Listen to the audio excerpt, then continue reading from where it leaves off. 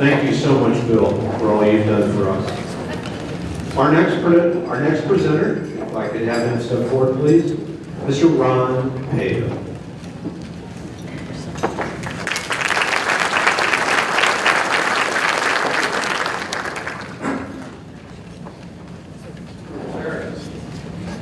Charles Foster Coleman Jr. I heard that before, David, from you, I think. Is best known to his Medina friends as Tad. You ask how he became called Tad, and here's the story. As a young man, his father, Charles Foster Coleman Sr., won a contest catching a bullfrog in the city swimming pool. From then on, he was known as Froggy Coleman. Tad, being his first and only son, from day one, was called Tadpole. In about the 3rd or 4th grade, Tad was so long ago, people can't remember, the pole disappeared and he became just Tad. And to this day, he has friends from his childhood that still call him Tadpole. Tad was born in Waco, Texas, where he lived for 10 years. His family moved to Valdosta, Georgia, and he grew up there until he was in high school. The family then moved to Columbus, Ohio, where Tad graduated from high school and attended Franklin University in Columbus, where he earned a degree in business administration. Tad met his future wife, Jan, while he was studying at Franklin University, and she was at the Ohio State University. They were married after graduation, and I think we can safely say that Tad and Jan are Medina County's biggest Ohio State University fans. Rumor has it that they actually give others Ohio State alumni tailgating lessons. Fresh out of college, Tad went to work for Owens, Illinois, in Toledo, Ohio. And during his time at Owens, Illinois, he moved to Big Island, Virginia, Chicago, Illinois, Cincinnati, Ohio, Parsippany, New Jersey, before coming to Medina in 1978. Tad then went to work for his father-in-law at Standard Building and Products, a company that had been started by the Post family. Tad is currently the chairman and owner of Standard Building, while his sons Chris and Jack are now the 4th generation to be involved in this very well-known Medina company. Tad quickly became involved in the Medina community. He was a longtime member of the board of directors of the Old Phoenix National Bank and First American Bank. Tad has been a very active member of the Medina Chamber of Commerce, going back to the days of Bill Henschel and Gene Morris. He served on the board, he chaired the Industrial Council for 10 years, and chaired the search committee for the Chamber's permanent home that led to the purchase of the North Court building. If not running the company, being at the board of the bank, and being on the Chamber board wasn't enough, Tad was a member of the Medina General Hospital board of directors for nearly 28 years. During his tenure on the board, he served on or chaired every committee they had. He was chairman of the board for 13 years and led the hospital through its merger with the Cleveland Clinic. During his time as chairman, he attended every single committee meeting the hospital had. Every single meeting. Now, he did get free meals from the cafeteria for attending those meetings, but he didn't get a very good paycheck for doing that. It's never been about Tad. Tad has done so many things anonymously through the years, and as you can see, through running his company and being on the bank board and on the chamber board and the hospital board, once he gets involved in something, he sticks with it. 20 plus years with every organization he's ever been part of. Lots of things done anonymously. You would think after 28 years on the board at the hospital, he would have gotten a building named after him, a conference room named after him, the cafeteria named after him. But it was never about Chad. When Tad was on the board, it was all about the doctors and the employees. And so there's this walkway at the hospital that takes you from the first floor down to the cafeteria. Not very well known, but it's where a lot of the employees travel. So during Tad's time there, the hospital, that stairway kind of was in disarray. And so when Tad finally retired after 28 years, his claim to fame at Medina General Hospital is he has a stairwell named after him. They painted the stairwell, they refurbished the stairwell, and most importantly, he's got a picture in the stairwell. But it's never been about Tad. It's about everybody else who he works with. Tad is an avid golfer, fisherman, and gardener. He and his wife Jan have 3 children, Christopher, Jack, and Kelly, and 6 grandchildren. It is truly my pleasure to introduce Hall of Fame inductee, Charles Foster Tad Coleman, Jr. That is not the way I wrote it. He embellished this question.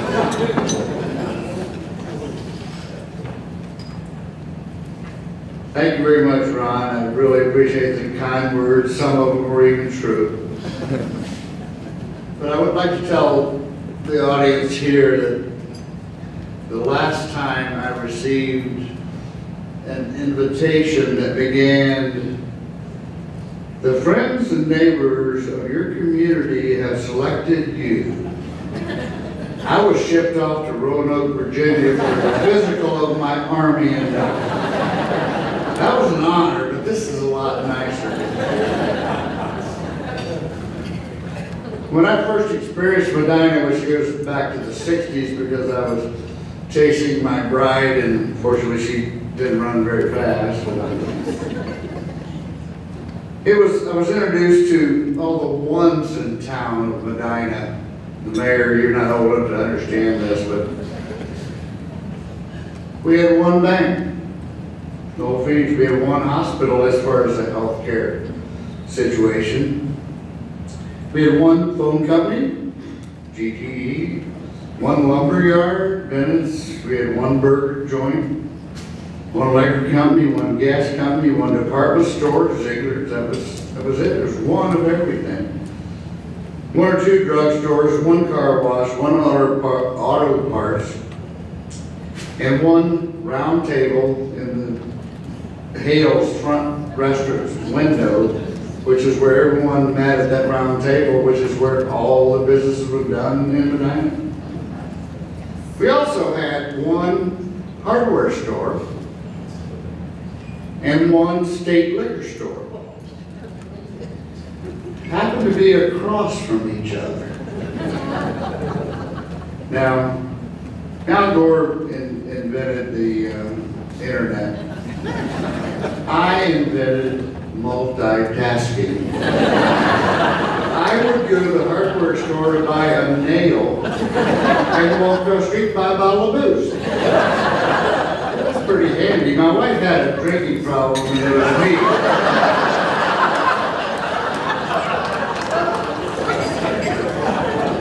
Several industries at the time were unique too. I mean, it was headed obviously by the Road Company and Permold, West Laughlin and others. But one company at the time manufactured safety seat belts for the cars when they were still an option to buy when you bought a car. And another fabricated parts for a new gadget that no one knew what it was about, but it was invented so that every household could brew a fresh cup of coffee every morning, Mr. Coffee. It was made in Medina, parts were. The chamber was small, and the majority of the dues-paying revenues came from the bank, the hospital, the utilities, and industries. At the time, there was a man named Bill Hinchell that was the director. And I knew the man. He was a former CIA, so he claimed. But I really think he was in the witness protection program. He wouldn't tell you anything about his past. My 10 years on the board of the chamber were involved and beneficial to me as well. The industrial council was really involved and offered a lot of input to what was going on in the chamber. But then again, the owners of heads of the industries as well as the heads of the utilities. We knew each other. We played golf together. We knew each other. We socialized. And it brought everyone together, and we understood to keep Medina and to bring new businesses and industries in. We had to get along. And this includes retail. We stressed to try to get this. I want to make just a few brief comments, and I'll get over this about my fellow inductees. But before I do, I want to talk about a prior inductee to the Hall of Fame, and that would be my friend and my mentor, Dave Jones. He is the one that got me involved in all of these things, and he's the one that guided me to devote time back to where you live, and I want to thank you publicly and personally. Love you, man.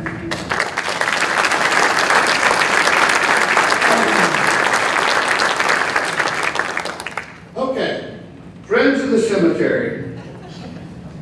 I know a few, and I've been told that I'm going to know a few more soon. When James made plans, she bought me a cubby hole in a columbarium, and she saved me these new coffee cups with the screw-on lids. So I figured she pulled me out and unscrewed it. Now, you listening?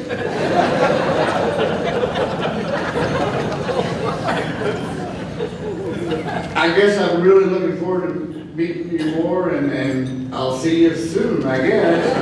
But I'm proud to be inducted with all of you. Thank you very much. Barb Deserve, the mystery woman of my life. I just saw her everywhere. She quietly was here. She'd come into the restaurant, she'd have a book, have a glass of wine, dinner, and leave. What did she do?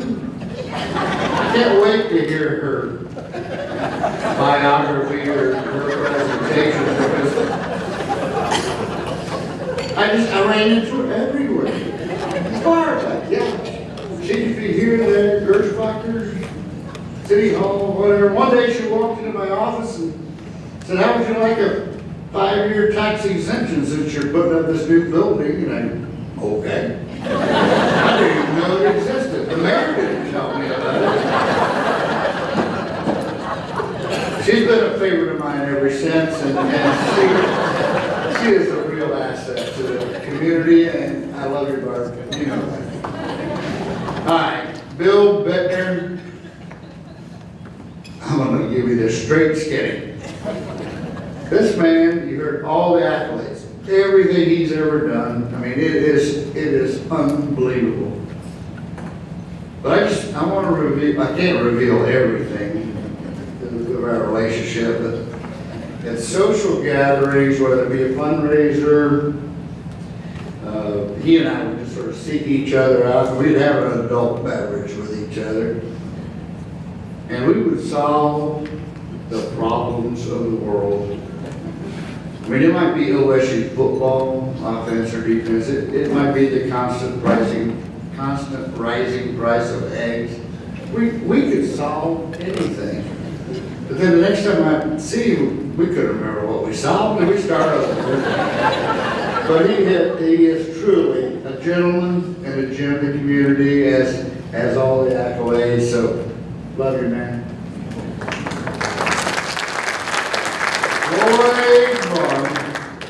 Lloyd Bonsall family friend. I mean, stories are he babysat my wife,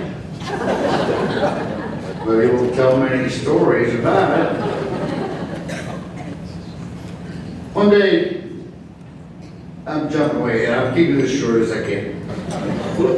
Lloyd decided, he rounded up a welding shop owner, an apartment store owner, and a lumberyard owner to serve as an advisory board to Lance and Company Insurance.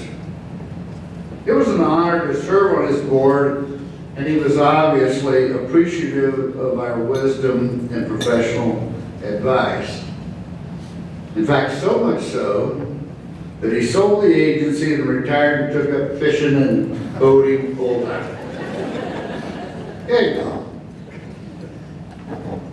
Thank you, Lloyd. And George Pettis, again, a longtime friend, and most stories must be censored for this group. I will say this about George, and a lot of people will understand this. I never was into naps, or what they call power naps, but I learned to enjoy them. Went around George. You could get a refreshing one from him anytime he was deciding on what to order of a dinner menu.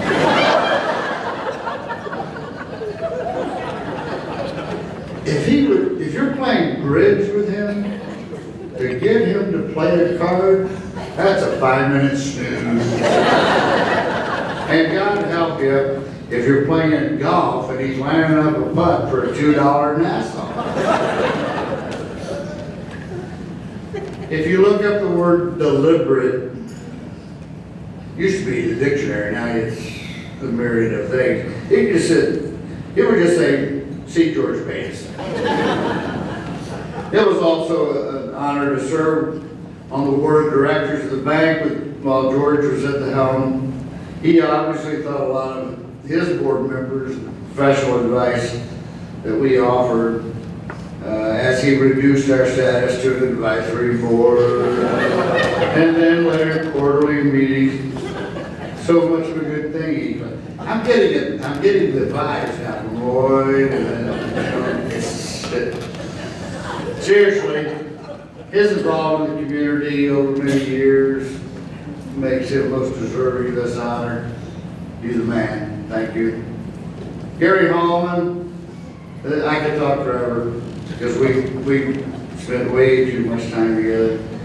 Actually, Lloyd Vaughn introduced Hallman's to the Colemans, and I'm still trying to figure out why. No, I'm thankful that he did.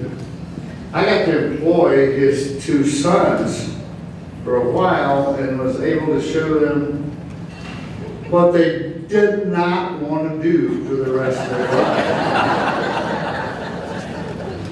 When Ed Hall, Dave Jones, John Root, when Ed Hall told Dave Jones, John Root, and me that he wanted Gary to take over the hospital when he retired, we looked at each other and said, how in the world is he going to get a master's degree in hospital administration?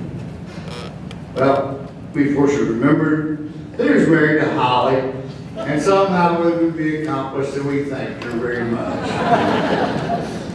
Seriously, I want to share one insight with Gary Hallman because he's one of my very best friends over many, many years.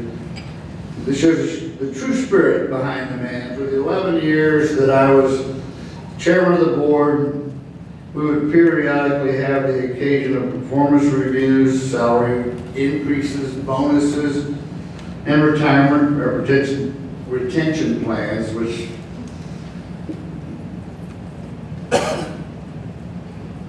but Gary, always at this meeting, was always more concerned for his managers, his cohorts at the hospital, and their well-being, and more than his own. That's the kind of concerned leader that he was. It was an honor to work with him, and that I'm glad that he's being honored tonight. Thanks to all that were involved in the planning and implementing of tonight's evening. And from an old boy from Waco, Texas to end up in Medina, Ohio. Oh, it's Medina. Texas is Medina.